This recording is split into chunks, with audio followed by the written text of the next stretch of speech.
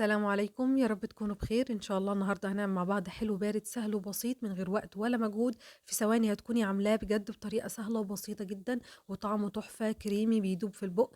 بجد أسهل حلو هتعمليه، حلو الشموا بجد بطريقة سهلة وبسيطة من كتر طعامته هتعمليه كل شوية.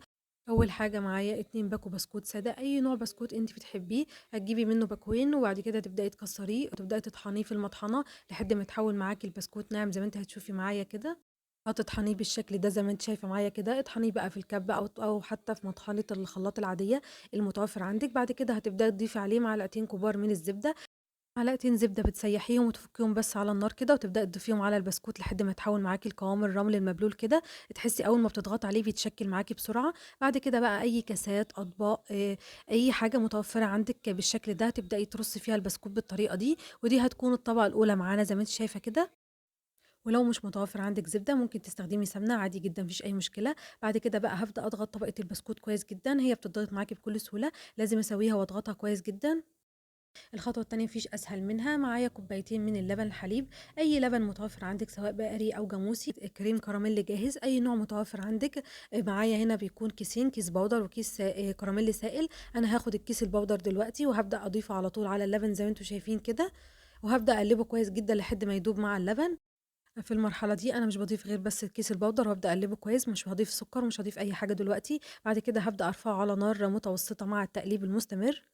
تفضلي أول ما تلاقي يبدأ الخليط يغلي معاكِ ويبدأ يفور كده، هتبدئي تطفي النار زي ما أنتِ شايفة معايا كده. الخليط هنا خلاص غلي وبدأ يفور، رفعته من على النار على طول.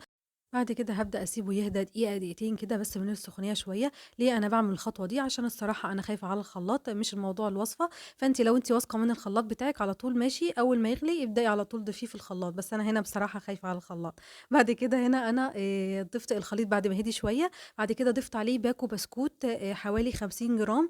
كان الباكو ده 50 جرام، يعني لو 50، 60 جرام ما فيش أي مشكلة. باكو بسكوت بدأت أضربه كويس جدًا مع الخليط لحد ما البسكوت داب كويس واختلط بالخليط كويس جدًا زي ما أنتم شايفين كده.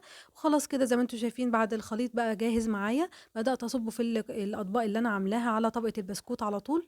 وزعي بقى الخليط الكريمي على طبقة البسكوت زي ما أنتِ عاوزة، زي ما أنتم شايفين كده على حسب عدد الأطباق اللي أنتِ عاملاها، هتبدئي توزّعي الخليط. بعد كده هادخّله التلاجة حوالي ساعتين لحد ما يجمد معايا زي ما أنتم شايفين كده. هنا بعد ما دخل التلاجة وقعد فيها ساعتين، بعد كده هابدأ أزيّنه بكيس الكراميل السائل اللي كان مع العبوة، طعمه روعة، كريمي كده بيدوب في البُق وطعمه تحفة. وأحسن حاجة فيه إنه سهل وسريع، وكمان الطعم في الآخر هيعجبِك جدًا، ومن كتر حلاوته ممكن تعمليه كل شوية. بجد يا جماعة الطعم خطير جدًا، جدًا.